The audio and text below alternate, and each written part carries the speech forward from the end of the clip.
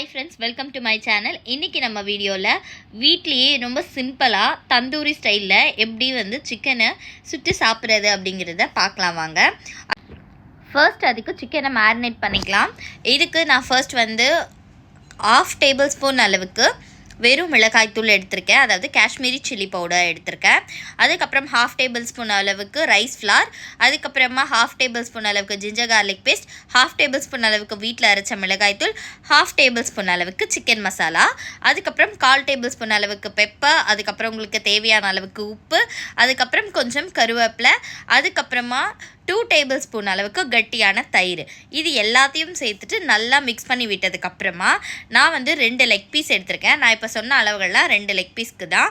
அந்த 2 leg piece கூட இது எல்லாத்தையும் நம்ம இப்போ சேர்த்து வச்சுருக்க அந்த மசாலாக்களை எல்லாம் லெக் பீஸில் நல்லா போட்டு ஒரு 1/2 அன் ஹவர் கிட்ட ஃப்ரிட்ஜில் வச்சுட்டு எடுத்திருக்கேன். இப்போ மேரினேட் பண்ணதுக்கப்புறம் ஒரு 1/2 அன் ஹவர் ஃப்ரிட்ஜில் வச்சு எடுத்ததுக்கப்புறமா இந்த மாதிரி ஒரு பார்பிக்யூ பேனை கேஸில் வச்சுட்டு சிம்மில் ஃபர்ஸ்ட் அந்த 2 லெக் பீஸையும் வச்சுட்டேன்.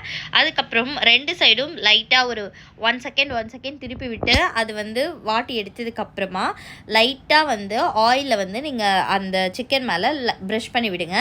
ஆயிலோ பட்டரோ கீயோ ஏதோ உங்களோட ஆப்ஷன் தான். அது பட்டர் சேர்த்திங்கன்னா இன்னும் நல்லா டேஸ்டியாக இருக்கும். மெல்டட் பட்டர் சேர்க்குறதா இருந்தால் ரொம்ப இல்லை, ஒரு 2 டேபிள் ஸ்பூன் அளவுக்கு நான் ஆயில் எடுத்து வச்சுருக்கேன்.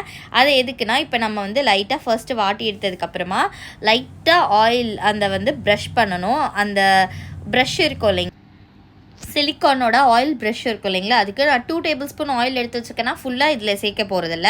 அதில் ஒரு பாதி லைட்டாக 2 வாட்டி தான் ப்ரஷ் பண்ண போகிறோம்.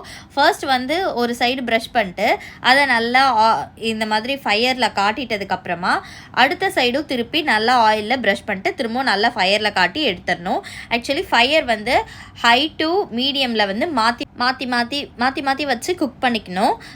இது ரொம்ப வீட்லேயே சிம்பிளான இன்க்ரீடியன்ஸை வச்சு ரொம்ப ஈஸியாக டேஸ்டியாக ஹெல்த்தியாக நம்ம வீட்லேயே செஞ்சுக்கலாம். இது ஃபுல்லாக குக் ஆகுறதுக்கு கொஞ்சம் டைம் எடுக்கும். நார்மல் சிக்கன் பீஸை விட லெக் பீஸ் அதை பார்த்து நீங்கள் குக் பண்ணி எடுத்துக்கோங்க. டேஸ்ட் வைஸ் ரொம்ப சூப்பராகவே இருந்துச்சு. கண்டிப்பாக நீங்களும் ட்ரை பண்ணி பார்த்துட்டு எப்படி இருக்குன்னு கமெண்ட்டில் சொல்லுங்கள். மறக்காமல் நம்ம சேனலை சப்ஸ்கிரைப் பண்ணி சப்போர்ட் பண்ணுங்கள்.